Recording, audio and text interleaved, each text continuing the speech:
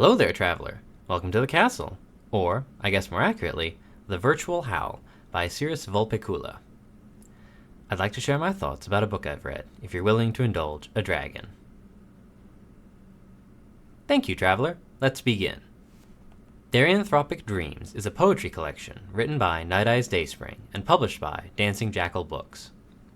Picked up this poetry collection as I've been a fan of Night Eyes' writing for a good few years and wanted to see what a selection of his poetry would look like. I enjoyed the read and have the odd opinion that the poems that weren't focused exclusively on therianthropy were stronger for me. The exception to this rule is The Dream Self Never Vanishes, which gets across the conceit of the collection the best for me.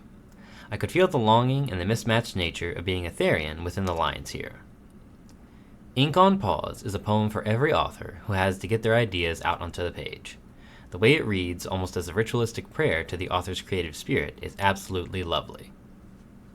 Seeing Yourself in Ink is a love letter to all those who wish to be among the throng of artists that get to share their vision with the wider world. This one hit me hard for a lot of reasons. Fragments of a Song gets to the core of how it feels to be at a furry rave in a way I never expected. Night Eyes manages to convey the duality of freedom and intense loneliness that I've experienced firsthand.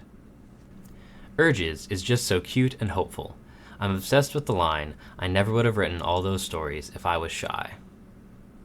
The Goodbye Parties is my favorite in the collection. It was a gut punch of a poem that tapped into a certain kind of melancholy and fear that only queer friend groups can experience. It's a great piece and a reminder that fighting tooth and nail for our existence takes its toll on you. The Skald's Plea hits just right for me as someone who sees himself as a storyteller. I've often talked about how I think of a lot of my own stories as being told by my persona to the reader, like he is reading to them. This poem got right to the core of me with that. Both of the tribute poems, The Last Time I Saw You and What Dreams, were beautiful and had me tearing up as I was reading them. I don't want you to think that the wolf-focused poems are lesser, however. They just didn't hit as hard for me.